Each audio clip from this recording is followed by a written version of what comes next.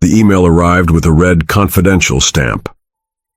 Captain Ibrahim Traoré stared at the screen in silence. It was from an American media giant, Worldview International News, inviting him to a high-profile live debate. Special coverage, U.S. and Africa, a new chapter or just another lie?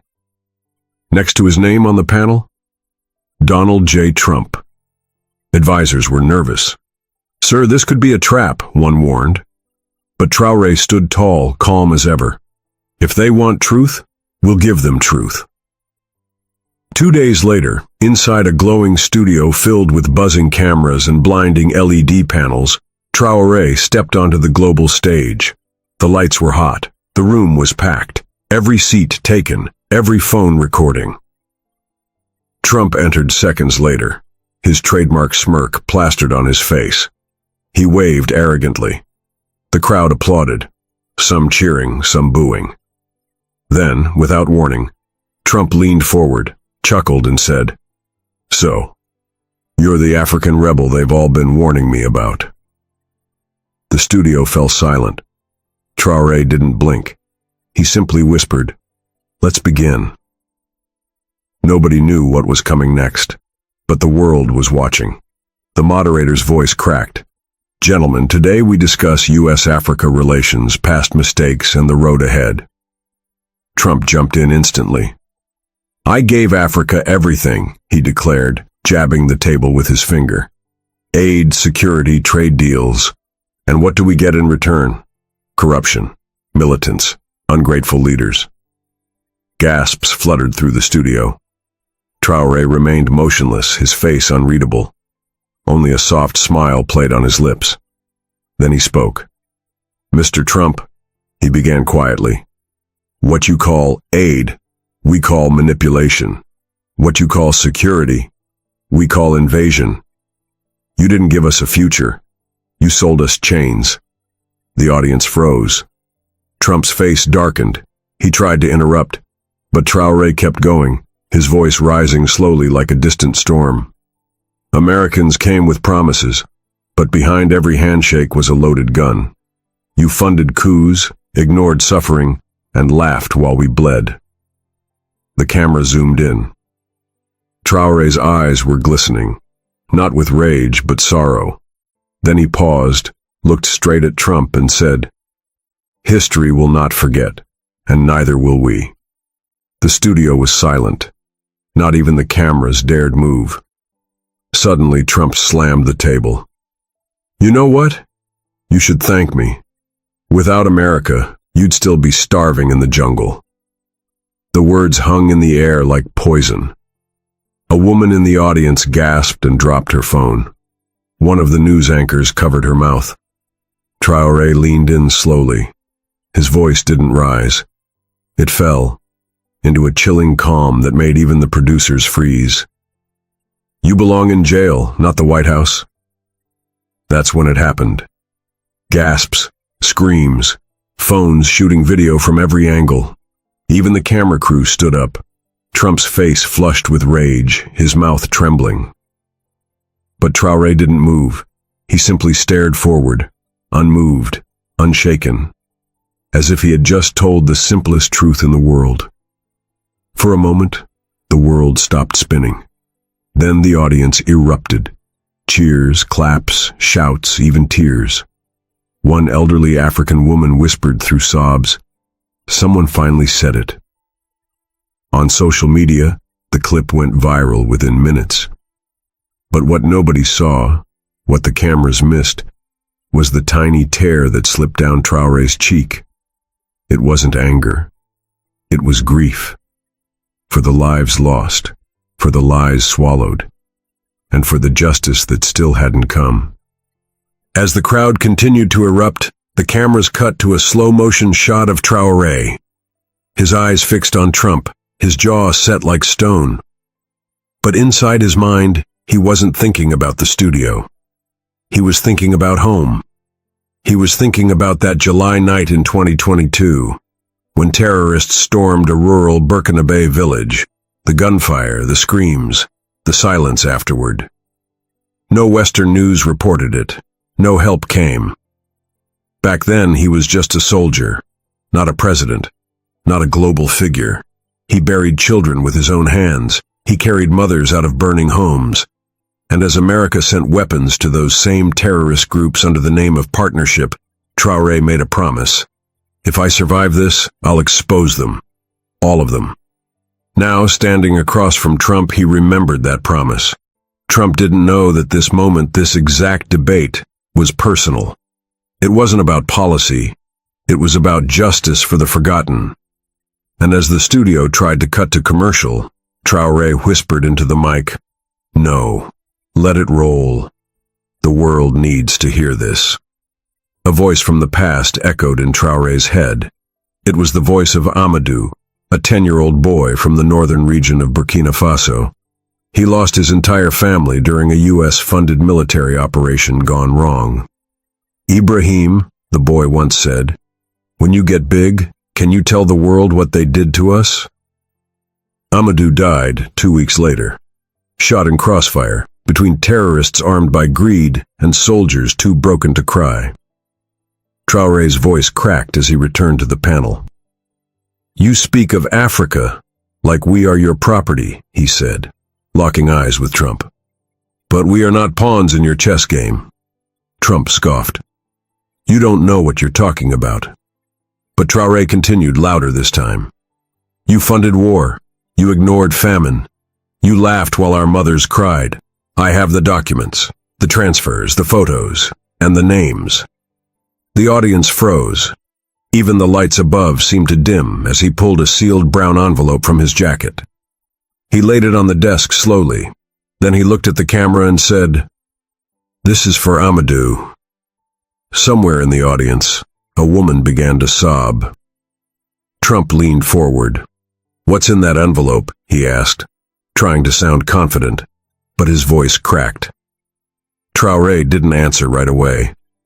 He reached over and opened the flap slowly, pulling out 3 photographs, 2 pages of financial documents, and 1 handwritten letter marked "Confidential."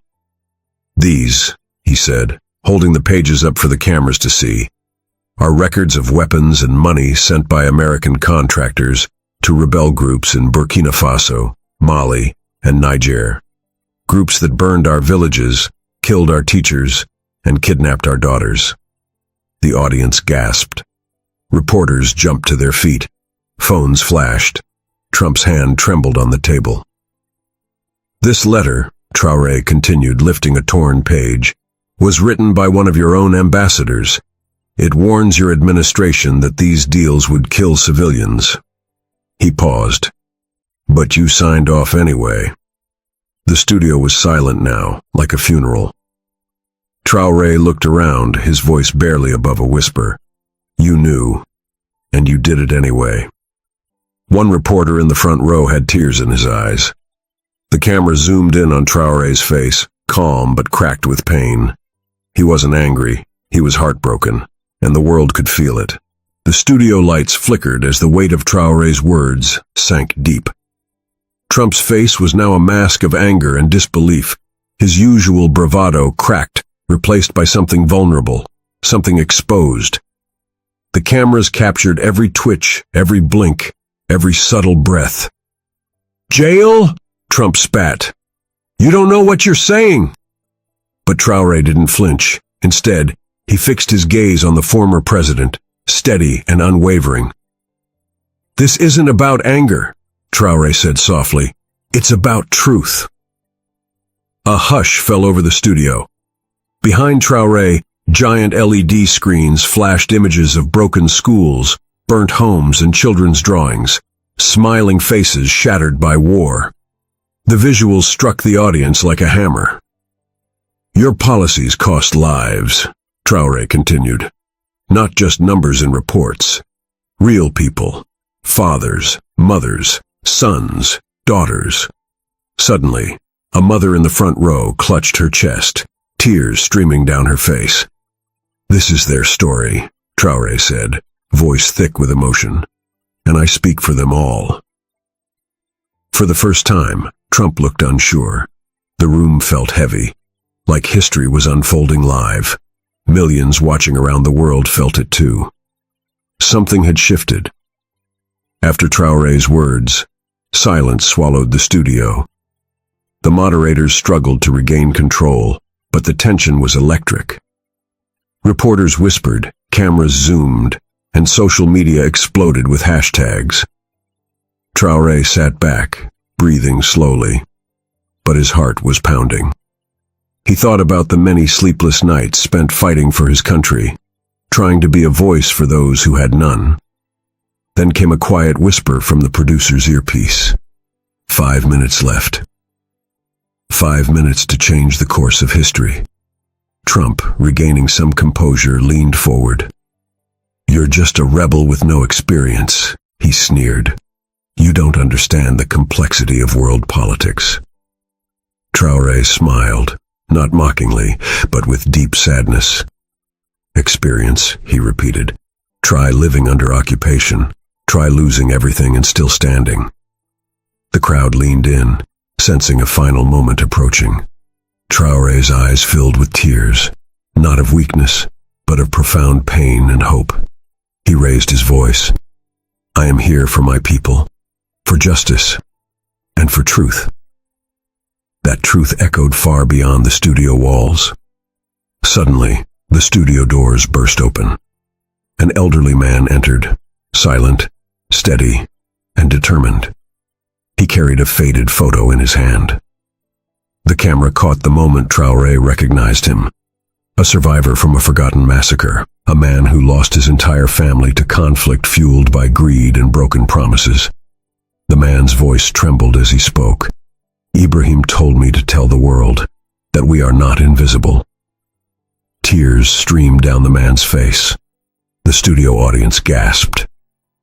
Trump looked away, unable to meet the man's eyes. Traoré stood and embraced the man.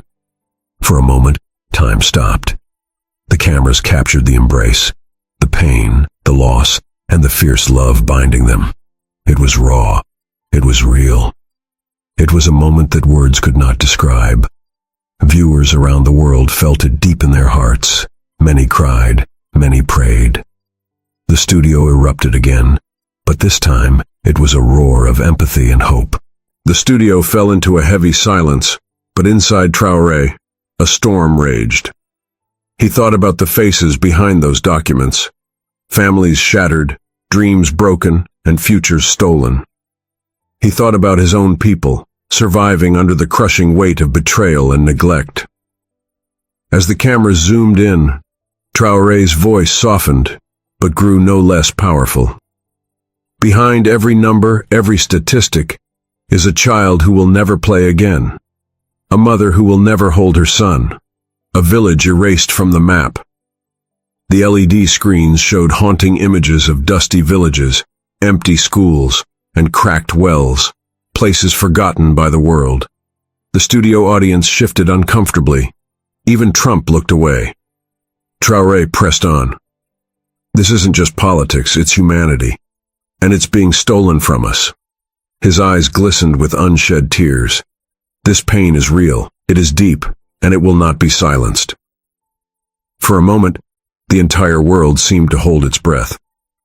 The studio was no longer just a place of debate. It had become a chamber of truth. Trump, clearly unsettled, slammed his fist on the table. "You're just trying to make me look bad." But Traoré leaned forward calmly. "No," he said quietly. "I am trying to make history right." He raised his hand, holding the letter again. "This is not about blame. It is about accountability." He looked directly into the camera, speaking to millions. "For too long, powerful people have escaped justice while innocent people suffer." A murmur of agreement rose from the crowd. Traoré's voice cracked slightly. "I lost friends to this negligence. Mothers lost children. Entire communities live in fear." He swallowed hard, fighting the urge to break. "But today," he said, "we stand together." "Today," he repeated, "the world will no longer turn a blind eye." Suddenly, a reporter shouted from the audience, "Mr. Traoré, what do you want from this moment? What is your hope?" Traoré looked around, his expression steady. "My hope," he said softly, is justice, not revenge. Peace, not more bloodshed. Recognition for those who have suffered in silence. His words resonated like a prayer. Trump shifted uncomfortably. Traoré's final message was clear. We must learn from our mistakes. We must build bridges, not walls. As the cameras rolled, the studio lights dimmed slightly, highlighting the solemnity of the moment. For millions watching at home, this was more than a news broadcast. It was a reckoning, a call for change, empathy, and humanity. And Traoré's courage shone like a beacon in the darkness. Traoré sat quietly for a moment, collecting his thoughts as the studio buzzed with whispers. He thought about what it truly meant to lead a nation like Burkina Faso, one scarred by conflict, yet full of hope. The weight wasn't just on his shoulders. It was on every child who deserved a safe school, every mother longing for peace. Leadership, he finally said, voice soft but firm, is about sacrifice. It's about putting others before yourself, even when it breaks you. He looked across the studio, eyes locking with Trump's. While some seek power for greed, I seek power to protect, to heal, to build. The audience leaned in, sensing the raw truth. Traoré continued, we cannot ignore the past, but we must learn from it. We cannot be silent about pain, but we must choose peace. His words stirred something in the room, an unspoken call for justice, but also for mercy. This was not just politics. It was the soul of a nation speaking through one man. Suddenly, the screens behind Traoré flickered and displayed a series of photos. Ordinary people, ordinary lives, forever changed. There was a teacher holding an empty chair, a farmer standing in a burned field, children huddled in a dim classroom. These faces, Traoré said, are the true story, the story behind the headlines. Trump's confident mask faltered as viewers saw the human cost. Traoré's voice cracked slightly. Policies are not just papers. They are lives. They are dreams. The studio grew still. No more silence. No more lies. He pressed his hand against the table. It's time for the world to wake up. Tears glistened in the eyes of the audience. For millions watching, this moment was a turning point, not just for Traoré, but for humanity. Traoré rose from his seat, the energy in the room shifting like a storm. He faced Trump squarely. Mr. Trump, he said calmly but clearly, you have power. I have a message. The studio held its breath. I challenge you to join me, not to fight, but to rebuild, to listen to those you once ignored. The former president's face tightened. The moment was charged. History will remember this moment, Traoré continued, not for insults, but for courage, for the choice to change. The crowd erupted in applause. Even some reporters wiped tears from their eyes. Traoré's challenge was simple but profound. Could enemies become partners? Could wounds begin to heal? The world was watching and waiting.